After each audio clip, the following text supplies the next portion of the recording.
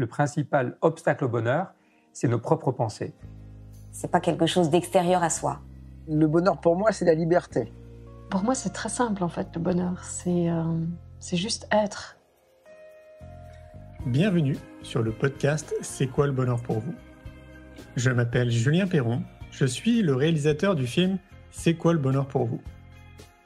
Pendant plus de 4 ans, je suis parti à travers le monde pour interviewer 1500 personnes autour de cette question fondamentale. À travers ce podcast, on parlera bien-être, développement personnel et médecine douce. Je vous souhaite un merveilleux voyage sur la route de la connaissance de soi.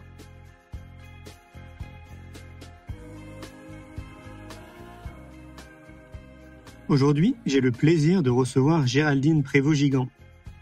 Géraldine est autrice, psychopraticienne depuis 25 ans et animatrice de groupe, spécialisée dans l'examen approfondi des relations amoureuses, des relations toxiques, de la dépendance affective et de l'hypersensibilité spirituelle. Géraldine utilise son expertise pour éliminer ces domaines souvent mal compris. Elle est devenue une figure de proue dans ces domaines, contribuant à la compréhension et à la mise en lumière. Je vous souhaite une belle écoute. Bonsoir. Bonsoir Julien. Bonsoir Comment à vas-tu tous. depuis 2 minutes? Très bien. Alors, Géraldine, il y a des gens qui ne te connaissent pas forcément, donc je vais te laisser te présenter. Qui es-tu, Géraldine?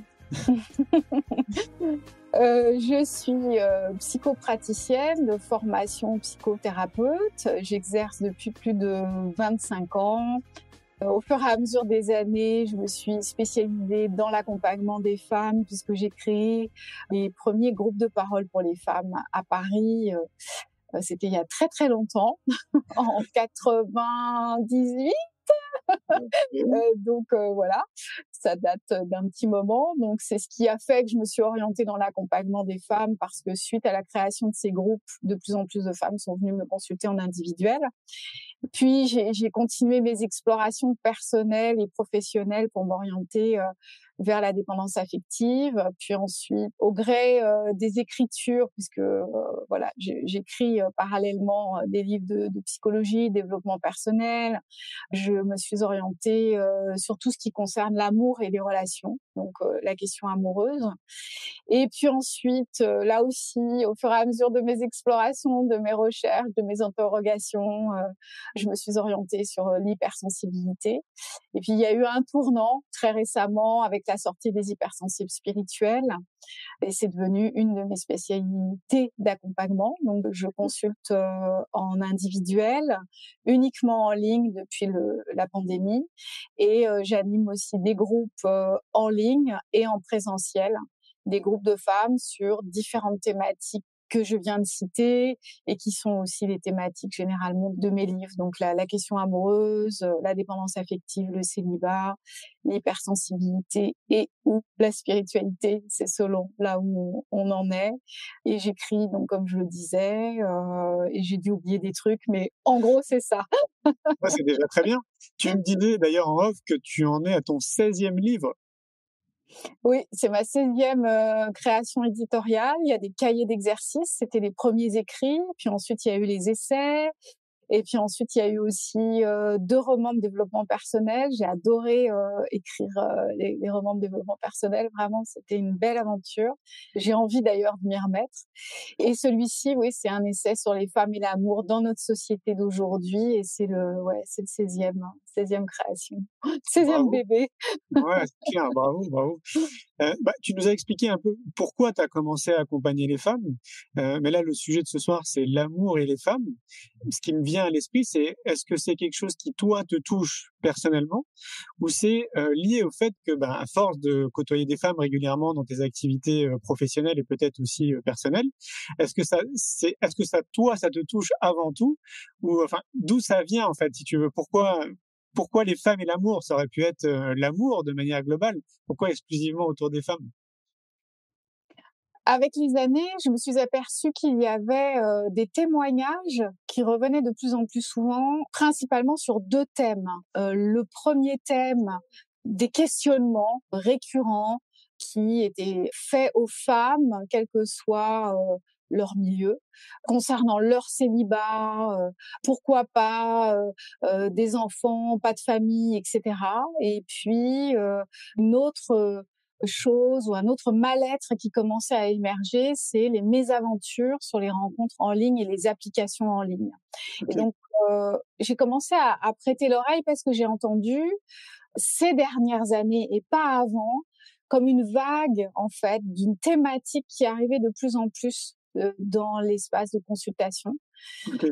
Et j'ai commencé donc à orienter encore un peu plus mon accompagnement pour aider ces femmes à mieux vivre leur célibat, leur situation de femme en amour et leurs mésaventures sur les applications de rencontres et les sites de rencontres. J'ai commencé à m'entendre en fait répéter des choses. Pourtant, mon accompagnement est adapté vraiment à chacune, mais il y avait un fil rouge, un fil conducteur, il y avait quelque chose qui m'interpellait. Et je me suis petit à petit aperçue que il y a une sorte d'environnement social qui vient favoriser certains mal-être et en la défaveur des femmes. J'ai commencé à creuser le sujet, à faire des recherches et c'est là que j'ai eu envie d'écrire ce livre. J'ai eu envie d'écrire un livre pour ces personnes qui me consultent parce qu'il m'a été inspiré par ces personnes qui me consultent et aussi pour toutes les personnes qui me connaissent pas, qui me rencontreront peut-être jamais, mais il y a des rencontres dans la vie avec des livres et si ce livre peut aider les femmes à se sentir plus libres de choisir ce qu'elles ont envie de choisir, davantage légitimes dans leurs choix, si ce sont des choix qui sont hors normes et surtout hors injonction à leur rencontre, si ça peut les aider à se sentir beaucoup plus libres, j'aurais atteint mon objectif parce que c'est vraiment cet objectif-là, de permettre aux femmes de se libérer de leur culpabilité. Souvent, on me dit que mes livres sont déculpabilisants. J'ai eu des premiers échos sur celui-là. Il est aussi déculpabilisant et tant mieux. C'est vraiment, je suis contente quand j'entends ça. Bah oui, oui, tu m'étonnes, c'est hyper important, surtout autour de ces sujets, quoi. Mais en même temps, moi, je suis pas très étonné, quoi, parce que tout ce qui est lié alors c'est peut-être un avis, parce que, bah, évidemment, moi, je n'utilise pas ces outils.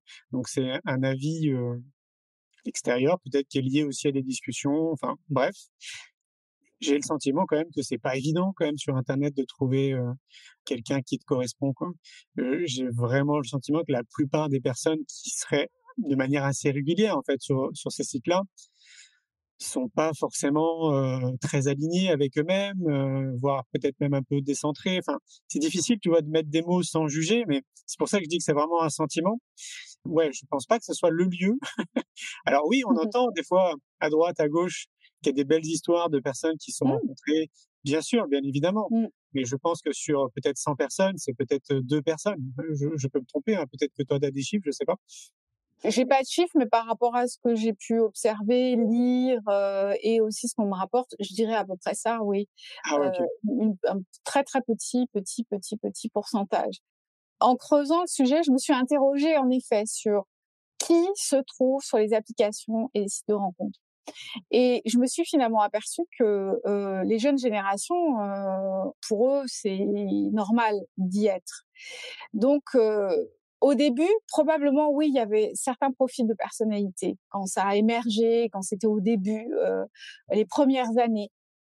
Aujourd'hui, ça s'est tellement démocratisé et pour les jeunes générations, c'est tellement un truc normal que ce que j'ai pu observer, c'est qu'en fait, c'est plutôt l'aspect digital numérique qui vient mettre en lumière certains comportements, certains troubles de la personnalité ou certaines pathologies, certains mal-être. Et il y a aussi des personnes qui vont utiliser les sites de rencontres pour séduire, avoir un certain discours qui sera pas forcément vrai.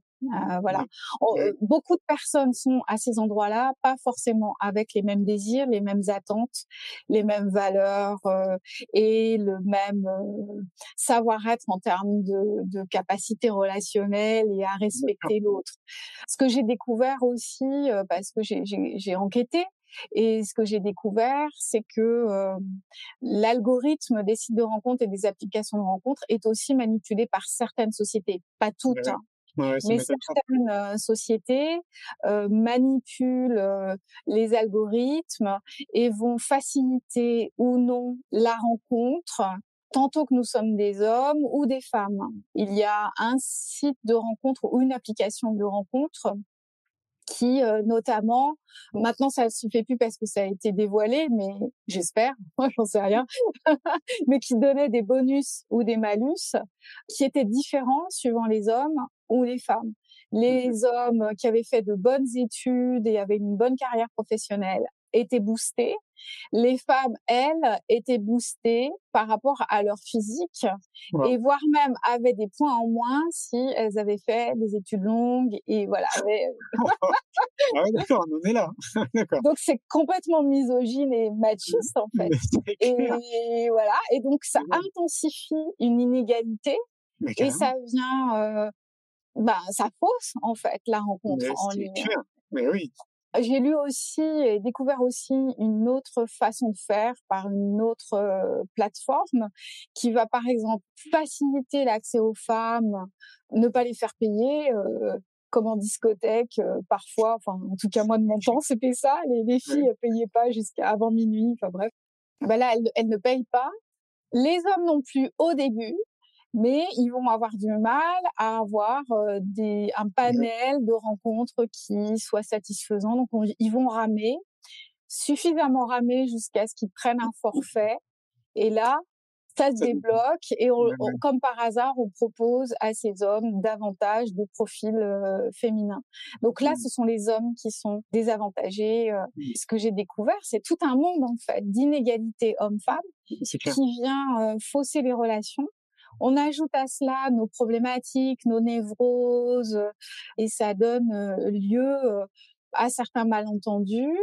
Et c'est ce qui fait que dans les cabinets de consultation, en tout cas dans le mien, j'ai beaucoup de femmes qui viennent me raconter des histoires qui au début font rire, et puis avec le temps, la répétition fait que ça vient saper leur estime d'elles-mêmes, leur faire perdre espoir, voire même elles sont dégoûtées de tout ça. Enfin, ça réveille des sensations, des émotions qui ne sont pas très porteuses. On est loin du bonheur là, justement. Ah bah, tu m'étonnes. Et puis alors, c'est sans compter aussi que les faux profils. En tout cas, moi, j'ai souvent entendu ça, tu sais, de personnes qui mettent une photo, mais en fait, c'est pas du tout eux, ou c'est eux, je sais pas, transformés, peut-être maintenant avec l'intelligence artificielle. Et donc, du coup, quand les gens se rencontrent physiquement, il y a un choc, quoi. Ça n'a rien à voir avec la personne avec qui tu as discuté, quoi. Absolument, je commence le livre avec ça. Je commence le livre avec les avatars. Et avec le métaverse, on est en train d'aller vers ça. Je trouve que c'est super flippant, mais bon, ce qui est important, c'est de savoir ce qui est en train d'arriver et peut-être de se dire comment est-ce qu'on peut faire intelligemment les choses. D'ailleurs, sur Facebook, sur Instagram, on a déjà nos avatars. Je sais pas toi, mais moi, je suis bonne élève, donc mon avatar me ressemble. Mais j'aurais pu créer un avatar qui ne me corresponde pas, une blonde, grande, je sais pas. Voilà, donc on peut créer en effet une image, une identité, devenir quelqu'un d'autre dans ce monde virtuel. Et c'est ce qui se produit en effet sur les réseaux sociaux ou sur les sites de rencontres, où on pense rencontrer quelqu'un et en fait c'est quelqu'un d'autre. Enfin, on n'y a pas accès. On a accès juste à ce qu'on nous donne à voir. Mais ça veut dire quoi? Ça veut dire que les femmes qui viennent te voir ou toute l'enquête que tu as menée autour de ça, c'est des personnes qui sont pas suffisamment informées justement de comment ça se passe comme ça sur ce type de site. Tu vois, par exemple, tu parlais d'algorithme. Bah, pour moi, il y a rien d'étonnant. Là, on parle d'avatar. Tu as de personnes qui sont pas réellement elles-mêmes. Sans compter aussi la facilité pour beaucoup d'entre nous de se lâcher comme ça sur Internet parce que t'as pas quelqu'un en face de toi. Donc, tu peux être aussi quelqu'un d'autre à l'écrit, tu vois, plutôt que quand tu as quelqu'un en face-to-face. Moi, je me laisse imaginer que une grande partie quand même des gens sont un peu au courant quand même, tu vois, de comment ça fonctionne. Donc, ça sous-entend, à mon sens, que les gens que tu rencontres ne sont pas au courant de tout ça. Sinon, alors il y a en effet, il y a une partie des personnes qui ne sont pas informées. C'est pour ça que je tenais à écrire ce livre pour que ce soit bien clair, ce qui se passe en coulisses, etc. Et puis il y a aussi des personnes qui pensent qu'elles vont avoir suffisamment de recul. Je m'imagine à leur place, je pense que j'aurais été dans cette catégorie, par exemple. Ah ouais, ok. Et une fois qu'on est dedans, surtout si on cherche à rencontrer quelqu'un, on a envie de liens affectifs, donc ça touche le cœur, ça touche l'affectif, donc ça touche une forme de sensibilité. Je pense qu'il y a une forme de vulnérabilité aussi dans laquelle on se trouve dans ces cas-là. Et c'est ce qui fait que on peut perdre des plumes dans ces environnements-là. Il y a aussi les copines et les copains qui disent mais vas-y, inscris-toi. Combien de mes patientes m'ont raconté que c'est une copine qui a créé leur profil sur une application de rencontre alors qu'elles étaient pas trop pour le truc, surtout les hypersensibles, c'est pas trop leur truc, ils préfèrent rencontrer en vrai, comme on dit, et se sont retrouvés dans le truc. Alors après, on se prête au jeu parce c'est assez ludique. Bah oui. Logique. C'est assez ludique, donc on se prête au jeu, c'est rigolo. Et puis si on est avec la copine, voilà, un apéro sympa, même entre plusieurs copines, ça peut être l'occasion de complicité, de rire. Mais après, on continue. Et puis, quelqu'un pointe le bout de son nez. Et puis, on se dit, mais pourquoi pas? Peut-être que c'est comme ça que ça va arriver. Et puis, après, on est déçu. Alors, on se dit, oh, je vais pas acheter l'éponge si rapidement. Donc, et puis, on rencontre quelqu'un d'autre. Et puis, c'est comme ça que finalement, parce que c'est assez addictif. C'est comme les réseaux sociaux. Tout l'intérêt, c'est qu'on y reste. Exactement. Plus on est connecté, plus ça fait des sous. Voilà. Et ça a été compris pour ça. Je veux dire, il faut quand même le rappeler, que ce soit Facebook, Instagram, tous les réseaux sociaux qui existent, ça a été créé pour créer de l'addiction, justement, quoi. Oui. Ils sont très, très malins. Il faut vraiment en avoir conscience. Donc, pour moi, il faut être très vigilant, justement, par rapport à l'utilisation qu'on fait des réseaux sociaux de manière globale. Parce que, mine de rien, en fait, rencontrer du monde, c'est aussi un réseau social. Mais tout est orchestré, justement, pour qu'on sécrète des molécules chimiques qui nous rendent addicts, justement, à ça. Et je veux vraiment en avoir conscience. Et tu sais, pour parler justement de ces applications, moi, ce que j'entends aussi beaucoup, c'est que c'est des applications où tu vas rencontrer du monde, mais c'est plutôt des personnes qui ont juste envie de coucher avec toi, en fait. C'est pas des gens avec qui tu vas construire ta vie. Il semblerait que ce soit vraiment le réseau de rencontres sexuelles, en réalité, de personnes qui veulent... alors, j'espère que c'est vraiment les deux parties, ils veulent juste se rencontrer pour coucher ensemble. Alors moi, je vais peut-être faire un peu boomer. J'ai 44 ans et je sais pas, moi, à l'époque, tout ça n'existait pas et ça me paraît mais complètement hallucinant. Tu vois. Bon, c'est peut-être moi.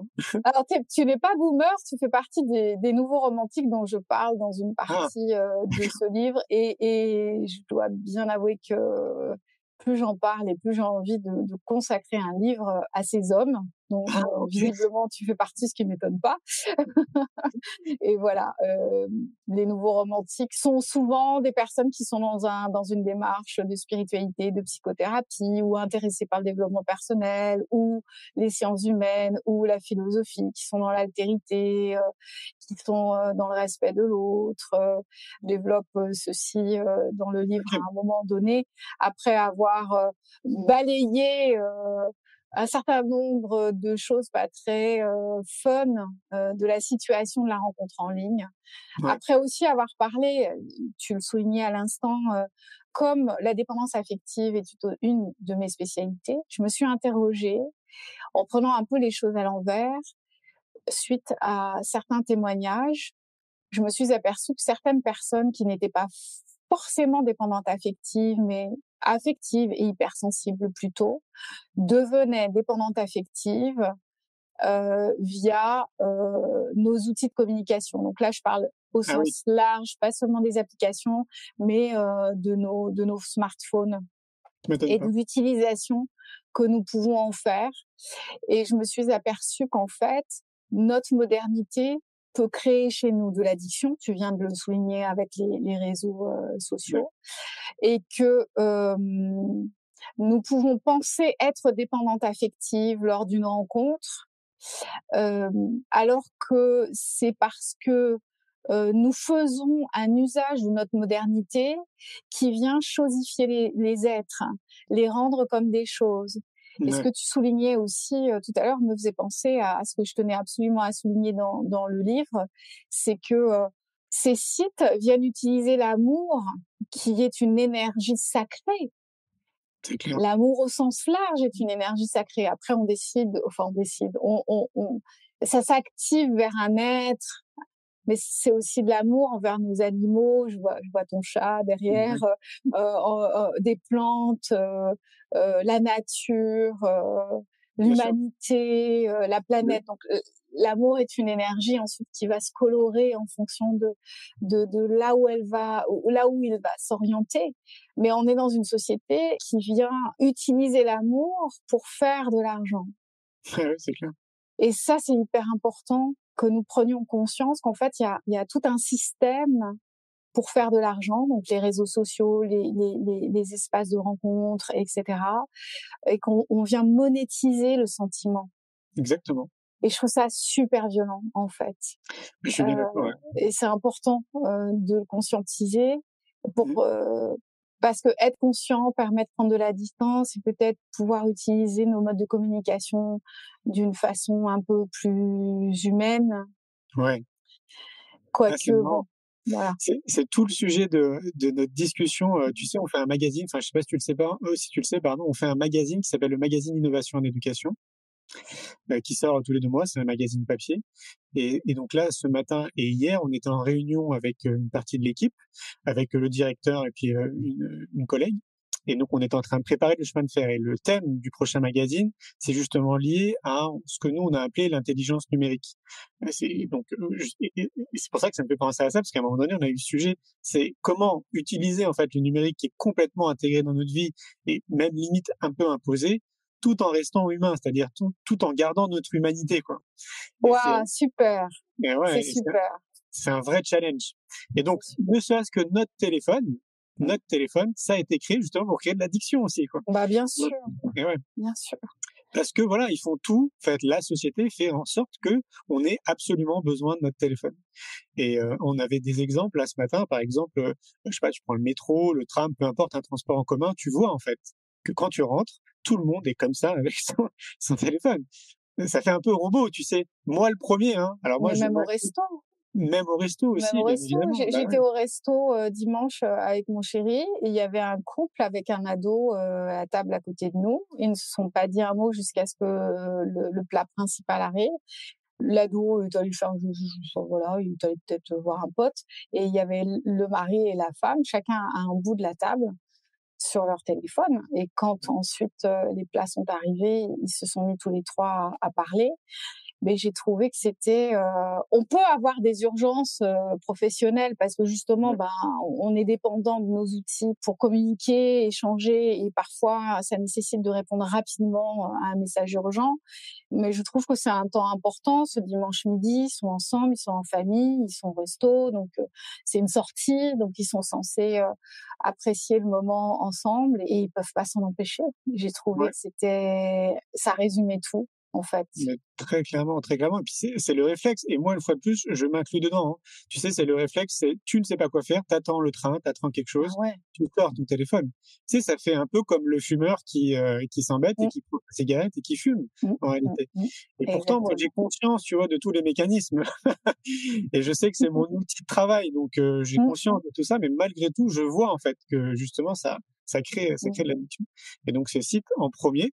Et c'est sans compter, parce que je pense qu'on peut faire aussi un parallèle, parce que ça fera l'objet aussi ça me fait penser à ça, parce qu'on va en parler dans le magazine, du porno. Le porno qui est très clairement aussi complètement intégré dans notre société, comme si c'était normal, surtout pour la nouvelle génération, qui s'appuie quand même beaucoup là-dessus pour les codes, en fait, sexuels. Et moi, je trouve ça hallucinant. Et là, je regardais une série, je vais la citer parce que, voilà, ça s'appelle Sex Education. Je sais pas si tu connais. Ouais, tu connais? Je trouve que elle est quand même plutôt bien faite, cette série, mais très clairement, c'est vraiment beaucoup orienté sur plein de sujets. C'est très politique, en réalité. Oui. Cette série, quoi. Et en fait, ça donne des informations aux jeunes, parce que c'est quand même des gamins de 17 ans, hein, qui sont dans cette série, des codes qui vont devenir la normalité dans notre société. Oui, exactement. On est d'accord. Okay. Exactement. Et toute la difficulté, c'est comment on arrive à garder l'équilibre sans tomber dans quelque chose de très prude, comme on a pu le voir. Par exemple, le côté aux États-Unis, ils peuvent être très trash ou très prudes. Et donc, comment garder un équilibre par rapport à la sexualité, transmettre aux adolescents des informations pour qu'ils puissent vivre librement leur sexualité sans partir dans des extrêmes. Et tu parlais de la pornographie, ça fait des dégâts considérables. Les premières fois d'un garçon et d'une fille. Il y a aussi ça dans Euphoria. Ah, je connais pas. Ah, Chef d'œuvre. Parce qu'en plus d'être une photographie en fait de la jeunesse actuelle, bon ça se passe aux États-Unis mais ça pourrait se passer en Europe, hein, c'est vraiment la même chose. En plus d'être une photographie vraiment de la vie d'ado aujourd'hui avec le numérique, la sexualité, etc., etc. Et il y a aussi tout un passage où on voit comment la pornographie a faussé leur rapport à la sexualité et leur rapport à l'autre. Et on retrouve finalement ce que je dénonce aussi dans mon livre, c'est cette relation à l'objet. Je suis pas contre la modernité, au contraire, je trouve que c'est formidable, j'adore ça. Moi, je suis vraiment au taquet sur la modernité, mais le problème, c'est que ça vient, si c'est sans conscience, ça vient alimenter une relation à l'objet. Tout ça vient alimenter la relation à l'objet. L'autre n'est plus qu'un objet. Je pense que ces outils, finalement, viennent changer notre rapport à l'autre et changer notre rapport au monde, si nous n'en avons pas conscience.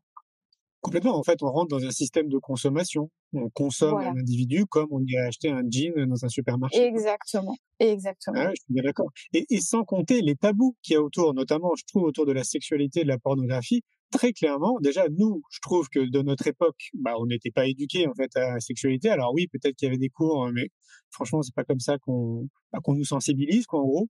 J'ai l'impression que ça n'a pas vraiment trop évolué, quand même, dans notre société à ce niveau-là. Et au sein des familles, c'est un vrai sujet tabou. C'est-à-dire que quand t'es parent, tu n'imagines pas une seule seconde que ton fils, que ta fille est en train de se masturber, par exemple, en train de regarder des films porno, quoi. Et on pense que c'est que les gars qui regardent des films porno, mais il y a autant de filles qui regardent aussi des films porno. Bien et donc, sûr. tout ça, on n'en parle pas, tu vois. C'est des vrais sujets tabous. Alors que l'idéal, bien évidemment, ce serait qu'on puisse en parler de manière totalement naturelle, parce que la sexualité, ça fait partie de notre vie, quoi. Et qu'on puisse prévenir les ados, justement, des dangers de la pornographie, de ce que vous voyez dans les séries. C'est pas vraiment quand même, dans l'idéal, ce serait bien que ça se passe pas comme ça, quand même, pour les futures générations, de ce qu'on voit dans les séries. Et de la représentation des femmes dans la pornographie. Qui c'est ça. résume, moi je trouve, j'en parle pas dans le livre parce qu'il y a plein de choses que j'aurais pu aborder et voilà, j'étais limitée à un certain nombre de pages, mais la place de la femme dans la pornographie résume notre société patriarcale. Et c'est ça ce qu'on peut échanger avec les jeunes. On peut parler de ça si on ose parler de pornographie. On peut aussi parler de cette représentation qui est toujours la même majoritairement parce que c'est au départ c'était fait par des hommes pour des hommes et avec des représentations finalement très très clichés mais que les jeunes intègrent comme c'est comme ça qu'il faut faire.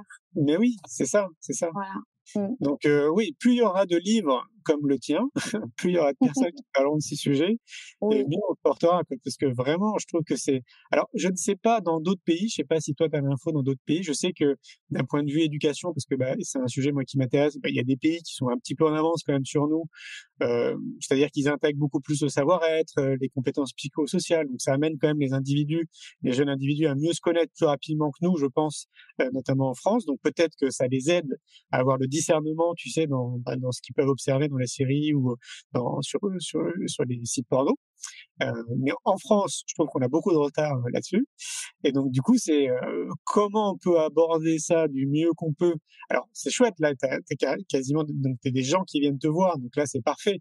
Mais elles sont assez minoritaires, en fait, ces personnes, quoi. C'est déjà un grand pas, tu vois, de faire l'effort de venir voir un professionnel et de discuter, en fait, de tes soucis d'ordre sexuel ou intime, quoi, très clairement. Le reste de la population ne le fait pas. Donc, il faudrait réussir à les toucher du mieux qu'on peut. Les livres en font partie, mais peut-être que, je sais pas, tu as des idées. Je trouve qu'il y a de plus en plus de scénaristes, séries ou films qui tentent de faire passer des messages. Ah oui, ok. Concernant ces sujets dont on parle ce soir, mais aussi d'autres sujets. Je crois beaucoup à ça, à l'éducation via la fiction. Okay. Ce que j'ai apprécié dans Euphoria, justement, mis à part le grand art du réalisateur pour cette série-là, pour l'instant uniquement, mais c'est que cette photographie de cette génération, en plus d'être un chef-d'œuvre cinématographique, dénonce beaucoup de choses.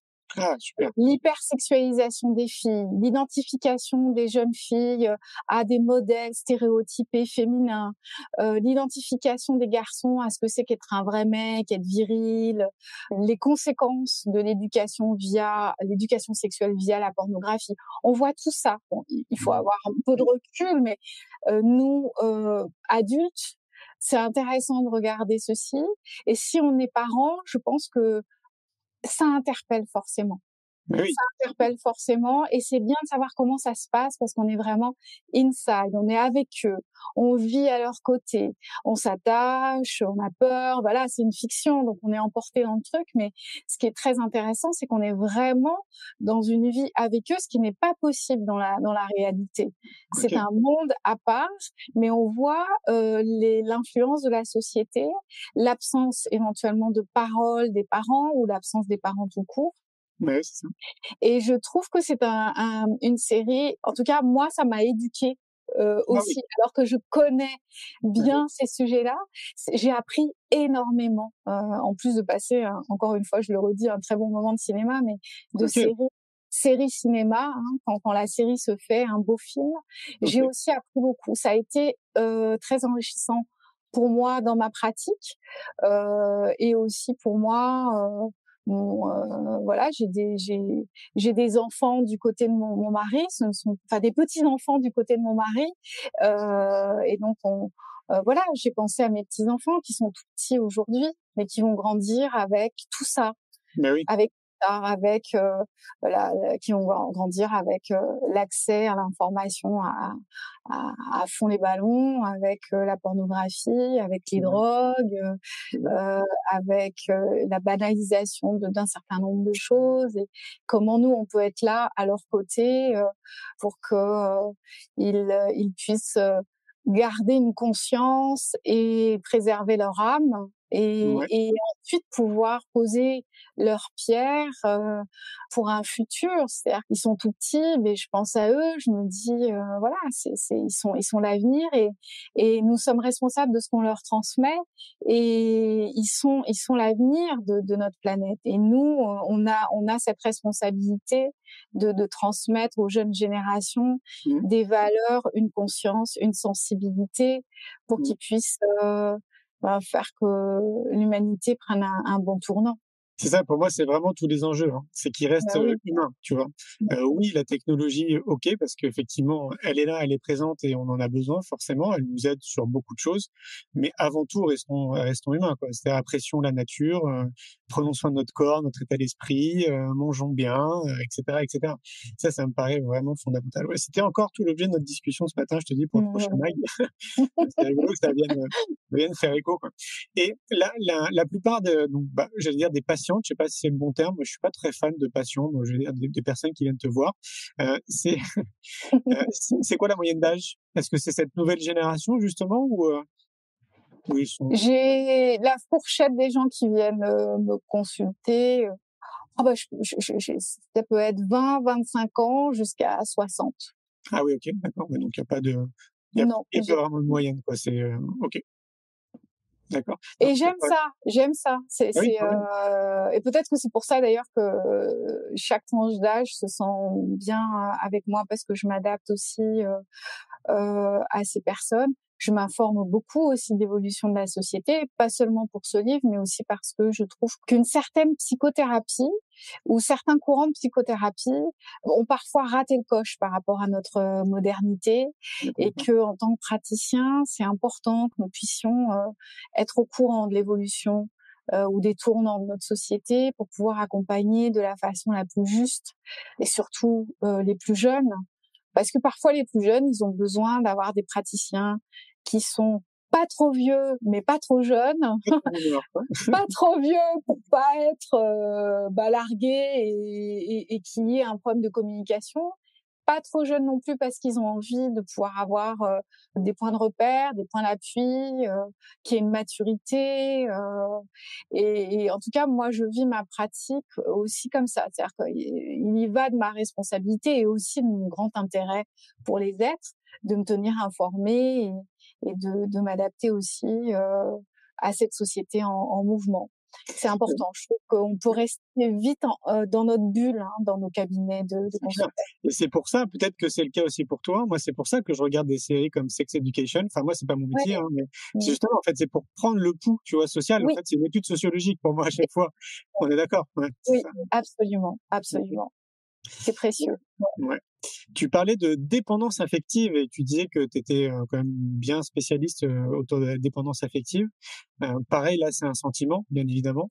Moi, j'ai vraiment le sentiment qu'il y a quand même une grande partie de la population qui a cette forme de dépendance affective, qui est liée beaucoup justement à l'accélération aussi de notre société, hein, qui, pour beaucoup aussi, forcément, quand on fait un peu de psychologie, on voit qu'il y a des terrains qui sont sensibles depuis l'enfance. En tout cas, il y a du traumatisme pendant l'enfance.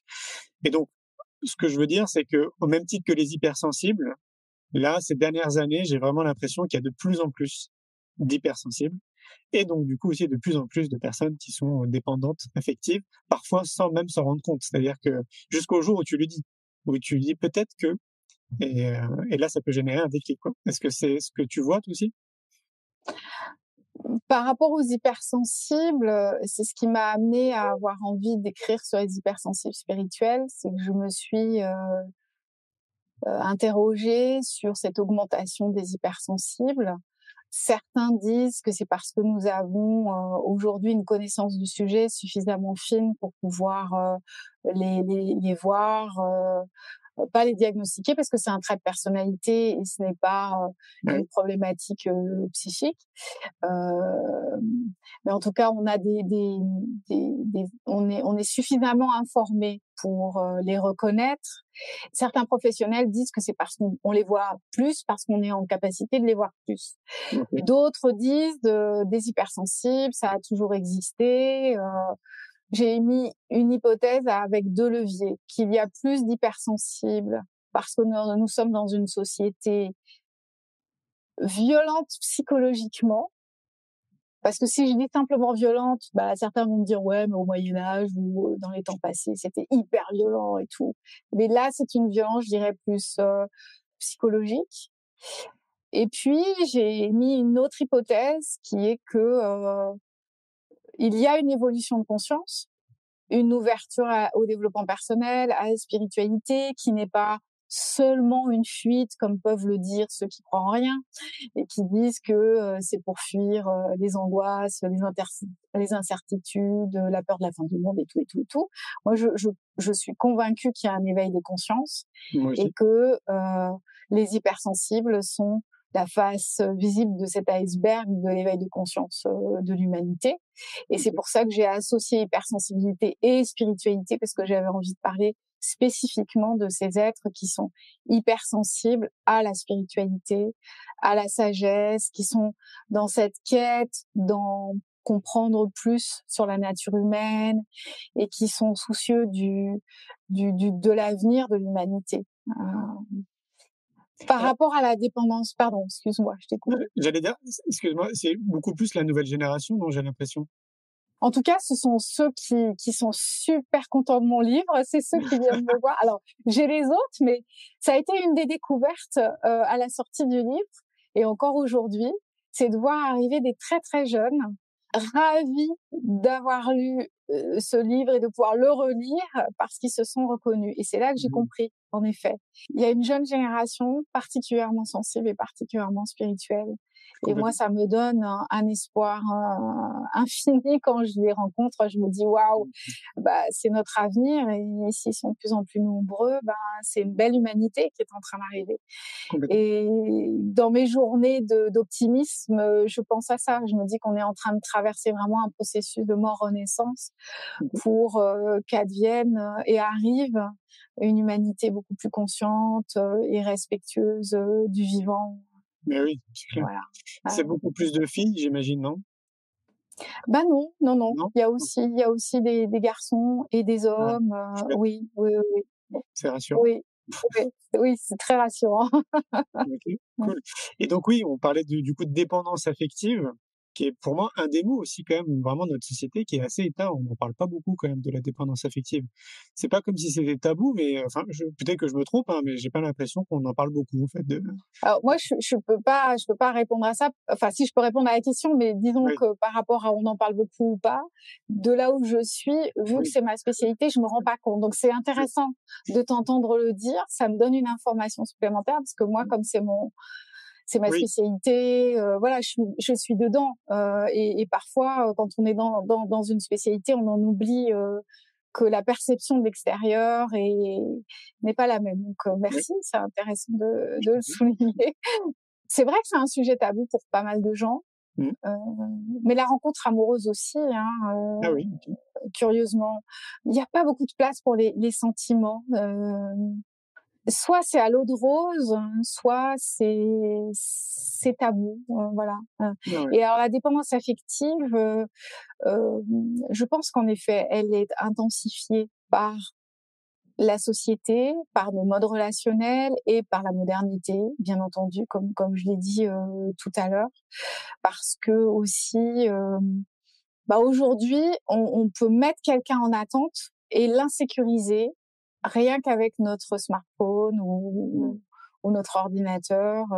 Il Mmh. suffit d'ouvrir les messages sur WhatsApp, de permettre donc qu'il y ait les deux encoches et de ne pas répondre.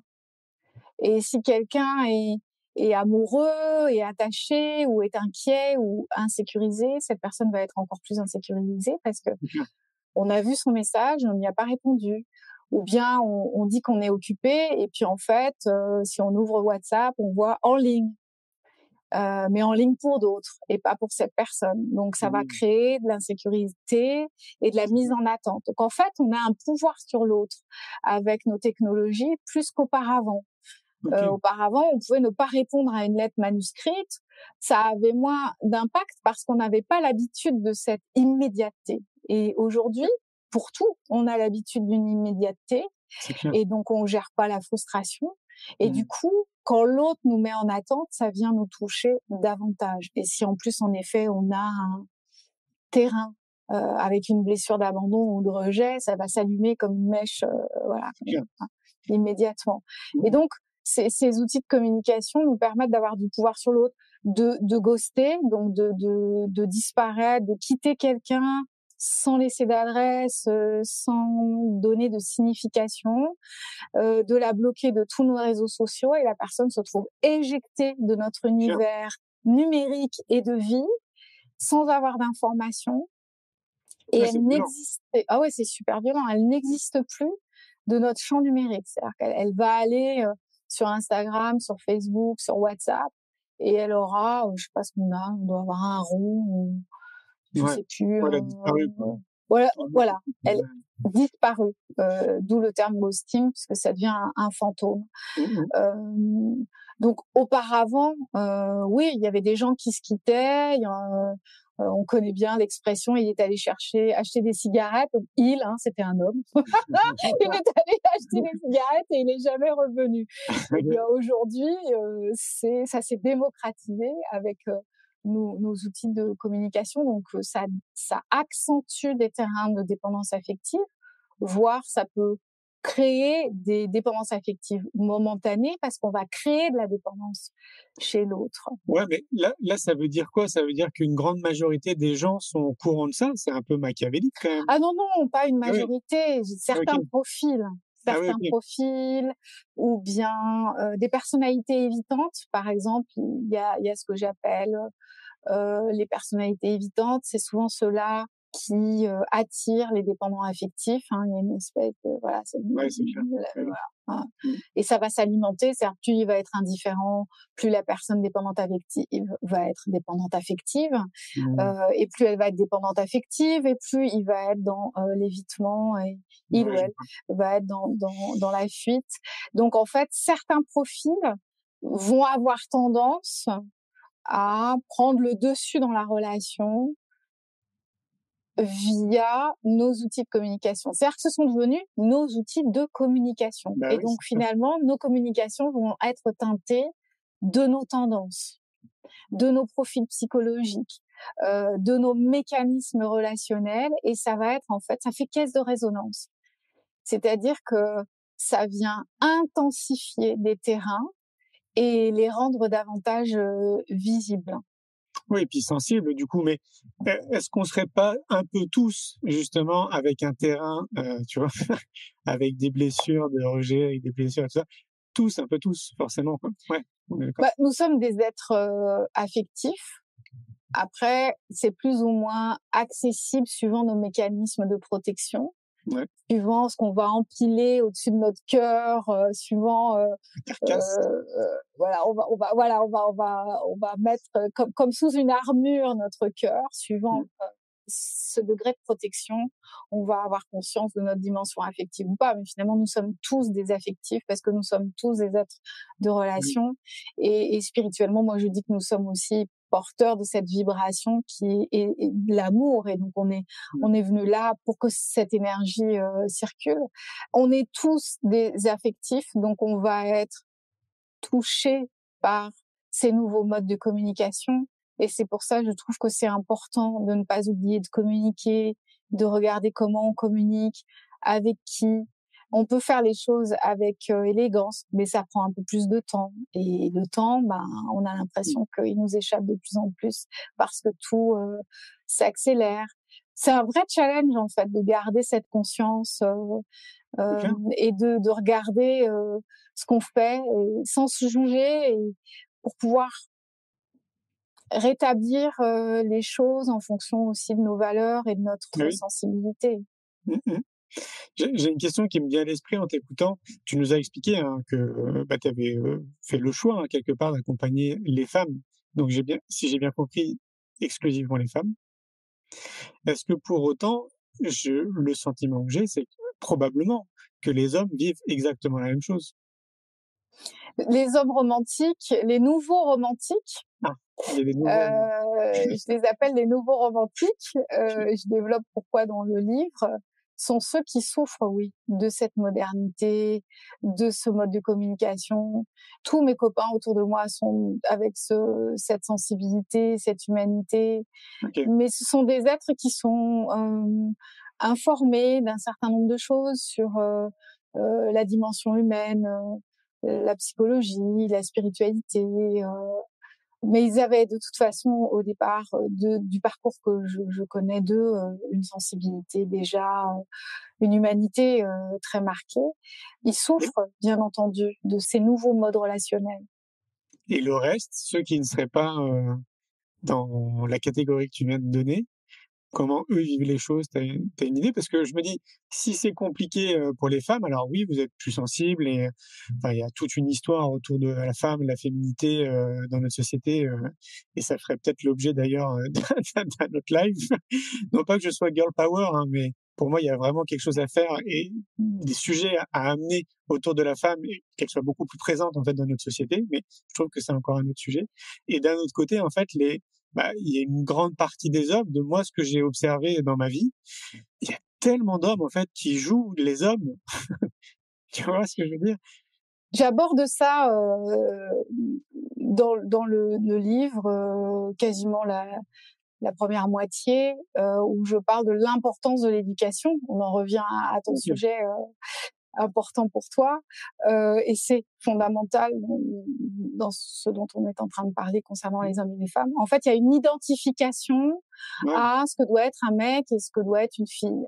C'est ça. Et ça commence avec les filles qui doivent jouer à la poupée et les garçons aux voitures. Alors, dès qu'on parle de ça, ça fait très cliché, mais n'empêche que c'est ça. Et donc, il y a des identifications qui sont véhiculées par l'éducation et par la société. Et tout au long du livre, je reviens sur la faute à la société, si je puis dire. Parce que pourquoi c'est important? C'est parce qu'on peut pas tout faire peser sur l'épaule des parents, et qu'il y a aussi une société qui repose sur des places genrées pour les femmes, pour les hommes, des comportements, des émotions, etc., que ça remonte à quand même très longtemps, plusieurs siècles, et que Là aussi, il faudrait moderniser un petit peu tout ça. Ouais. Mais il y a des gens qui ont peur. Par exemple, j'ai lu ou entendu, je crois que j'ai lu un commentaire. Où est-ce que j'ai entendu ça? Je crois que c'était en dessous d'une de mes interviews où quelqu'un disait, mais si on déconstruit notre représentation de l'homme et de la femme, eh bien, ça va foutre en l'air notre société. Ah bah, ça va Non. surtout foutre en l'air le patriarcat. Oui, déjà, ouais. Ça va embêter Et les industriels aussi. Enfin, ça, oui. exactement. Ouais. Voilà, Bah oui, non, au exactement. contraire, c'est plutôt positif. Moi, je trouve, mais il y a des gens que ça fait flipper, et donc ça indique quand même que il y a des prises de conscience qu'un certain nombre de personnes, une grande majorité de personnes, des prises de conscience qu'elles n'ont pas encore faites et elles ne sont pas prêtes à accepter ces changements. Moi, je prône une égalité. Je Oui. dis pas qu'il faut du matriarcat, parce que ce serait faire la même chose, mais on recommence Ça a l'air, ça, bah oui, finalement. c'est ça, ouais. Voilà. Mais une égalité où chacun a sa place, mais avec une égalité. Et pour en revenir aux garçons et aux filles, aux hommes et aux femmes, l'identification au féminin et au masculin va ensuite avoir une incidence sur nos comportements, nos relations, la place qu'on va prendre dans le couple, des rapports de domination, de soumission, Complètement, etc., ouais. etc. C'est très intéressant de regarder ça Mhm. au quotidien, parce qu'en fait, moi, en me penchant sur ce sujet, en creusant, je me suis aperçue que j'avais intégré aussi des choses avec lesquelles je ne suis pas d'accord. Bah oui, c'est obligé. Mais c'est automatique, quoi, parce que notre Oui. société entière fonctionne sur des habitudes. Oui, donc c'est important, je trouve, d'en avoir conscience. Et c'est pour ça que c'est compliqué de se déconditionner, de se reconditionner. C'est-à-dire oui, le meilleur terme, c'est déconditionner, en fait, vraiment de tout ce qu'on nous a appris. Alors, évidemment, il y a du bon, hein, quand même, dans tout ça, Oui, oui. forcément. Et de se réapproprier réellement qui on est. Enfin, pour moi, là, on revient très clairement à la connaissance de soi, ce qui manque dans nos sociétés respectives, quoi. Si tu te connais, bon, bah, a priori, on serait même pas en train de discuter ce soir, peut-être. Ou on discuterait d'autres choses. Je sais pas. Mais pour moi, c'est vraiment le levier. Tu sais, je dis très souvent, j'aime bien le terme punchline. J'ai une punchline que j'emploie assez souvent, qui est si tout part de l'éducation, alors tout part de la connaissance de soi. Mmh. Justement, si on veut une société un peu différente, mais même Mmh. peut-être beaucoup différente, vraiment, c'est les deux points fondamentaux, quoi. C'est l'éducation et la connaissance de soi. Et donc, si je comprends bien, à travers tout ce que tu fais, tes activités, tes livres, les stages, les formations, etc., tu œuvres dans ce sens-là. Donc, merci d'œuvrer comme un petit colibri que nous sommes. Et je trouve ça vraiment très, très important. La dernière question qui me vient à l'esprit, parce qu'on a parlé un peu de ton livre, tu vois, tu disais à plusieurs reprises pendant notre échange que on retrouve ça dans ton livre, etc. Mais finalement, on n'a pas vraiment parlé de ton livre. Est-ce que tu peux nous résumer peut-être en 2-3 minutes, parce que je vois que ça fait déjà 1 heure. Ouais. Pas le contenu, mais ce que tu as envie de dire du livre. Déjà, et puis peut-être répondre à une question que je vais te poser, c'est est-ce que les lecteurs repartent avec des outils qui peuvent les aider justement par rapport à ce qu'elles traversent, quoi. Très, très Bien sûr, bien sûr. Ça, c'est une dimension importante, en effet, que tu soulignes, que j'ai souvent à cœur dans mes livres. Mais là, beaucoup aussi, voire peut-être même beaucoup plus. Il y a des tests, des quiz et des questions que je soulève. Les premiers retours qui m'ont été faits, c'est que c'est un livre déculpabilisant. Donc ça, c'était vraiment mon envie. Il s'adresse aux femmes, mais aussi aux hommes. J'ai des copains qui l'ont lu et ils ont appris des trucs pour eux. Voilà. Tant mieux. Ils n'ont pas aimé juste parce que ils m'aiment bien. Ils ont aimé parce qu'ils y ont trouvé des trucs. Ils ont été passionnés par le sujet et ça les intéressait de comprendre. Donc, ils s'adressent aux femmes et aux hommes, mais principalement aux femmes qui sont dans cette soumise aux injonctions de la société, de l'encouplement, comme dit le philosophe Cespedes, c'est-à-dire l'obligation à être en couple pour avoir de la valeur, qui pèse beaucoup plus sur les femmes que sur les hommes. Si on est célibataire, c'est qu'on a un problème. Il faut être en couple rapidement. Et puis, il y a l'horloge biologique. Il faut vite faire des enfants. Et j'ai des femmes qui m'ont témoigné vouloir faire des enfants, mais ne pas savoir vraiment si elles en veulent vraiment elles ou si c'est pour répondre à une attente de la famille, de la société, etc.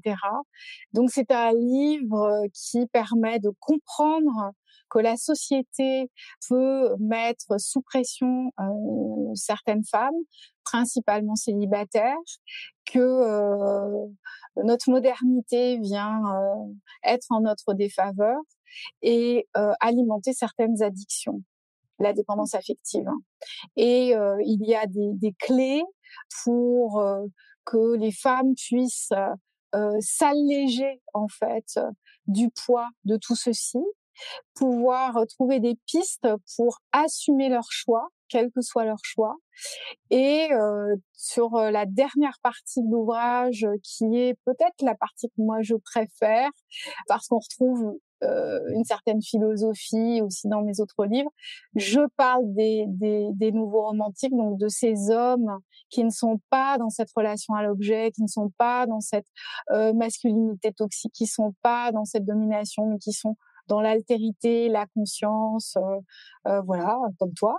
Et je parle aussi de ce qu'on peut bâtir ensemble, hommes et femmes, dans le respect, l'égalité, et voilà. Et je propose certaines clés. Donc c'est un livre, on m'a dit, qui permet aussi de trouver des réponses à donner, des réparties à avoir quand on sent que on nous pose des questions qu'on ne devrait pas poser finalement, parce que c'est la vie privée. T'es toute seule, t'as un mec, alors c'est pour quand le petit, alors tu te maries, etc. Voilà, donc il y a plein de clés pour les femmes et aussi une comment dirais-je, ce chapitre sur les hommes, et c'est ce qui me donne envie d'écrire plus, c'est aussi une manière de leur dire merci d'exister, parce que quand ces femmes les rencontrent, eh bien la vie est beaucoup plus douce pour elles. Et ces femmes qui désespèrent aussi de rencontrer des hommes conscients, eh bien j'ai écrit ce chapitre aussi pour leur donner l'espoir et leur dire, voyez, ils existent, ils sont bien là, ils sont bien plus nombreux qu'on peut le penser. Mais oui, complètement. Un peu d'une communauté. Oui. Oui, complètement. Des millions de personnes, c'est sûr. Merci beaucoup, Géraldine, c'était passionnant. Merci. Merci, Julien, pour ton invitation. Ouais. Avec joie. Super. Passe une belle fin de soirée. Merci. Et puis, toi aussi. Je vous dis à tout bientôt. À bientôt. Ciao, ciao.